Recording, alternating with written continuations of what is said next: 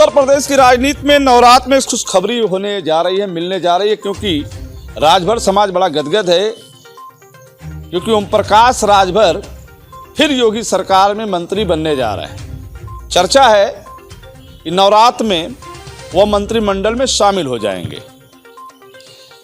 योगी सरकार में मंत्रिमंडल में ओम प्रकाश राजभर जैसे ही शामिल होंगे, उनके समाज के लोग आतिशबाजी करेंगे, पटाखे छोड़ेंगे, मिठाइयाँ बटेंगे। वो दिन, जो दिन का इंतजार था ओम प्रकाश भाई को, अब हमें लगता है कि जो चर्चा है कि नवरात्र में मंत्री बन जाएंगे। अब मंत्री तो बड़ा मजा आएगा, फॉर्च्यूनर, लाल बत्ती, सुरक्षा व्यवस्था, ऑफिस, चैम्बर।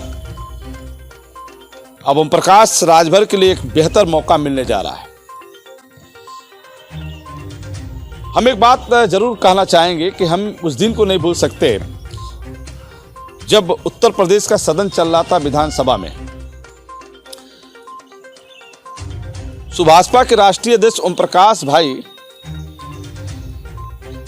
परिवहन मंत्री दयाशंकर सिंह के चैम्बर में थे।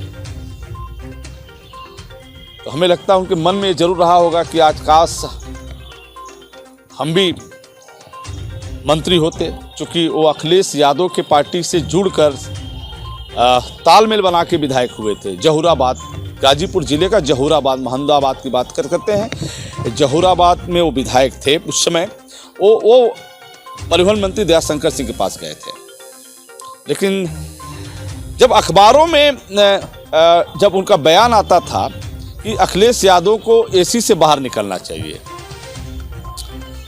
खैर हमें लगता है कि ओम प्रकाश राजभर का सलाह अखिलेश यादव को काम आया। अब अखिलेश यादव निकल चुके हैं एसी से बाहर।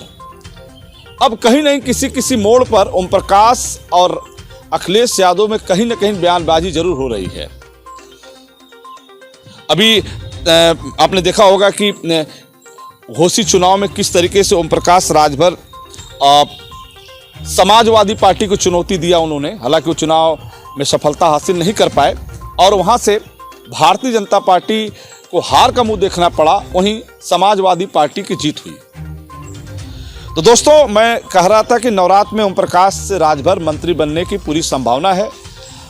और ओम प्रकाश राजभर यदि मंत्री बनते हैं तो ये माना जाएगा कि गाजीपुर जनपद जो खाली था मंत्री से, उसकी पूर्ति होने जा रही है। 2017-2022 में जब वो विधायक हुए सुभाषपा और भाजपा के तालमेल से, तब वो पहली बार योगी के मंत्रिमंडल में शामिल हुए थे।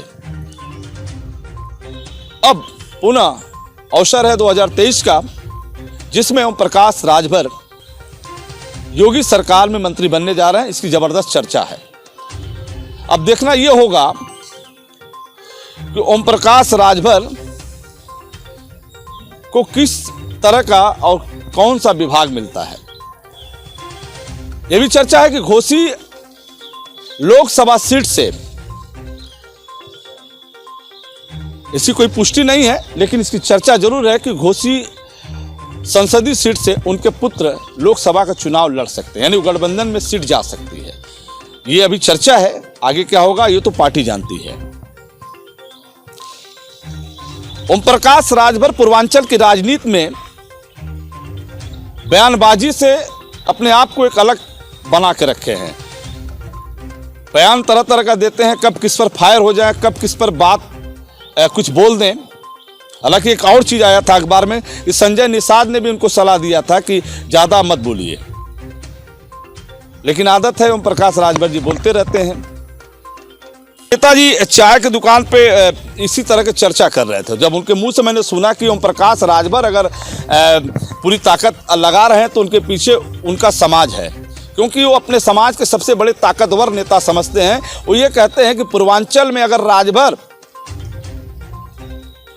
किसी का बात सुनता है, किसी की इज्जत करता है, किसी का सम्मान करता है, किसी के इशारों को समझता है, तो एकमात्र नाम है ओम प्रकाश राजभर। उनको बहुत घमंड है अपने समाज पर। लेकिन इधर देखा जा रहा है कि समाज भी उनका बिखरता नजर आ रहा है। कुछ दलें भी बन चुकी हैं राजभर समाज को लेकर।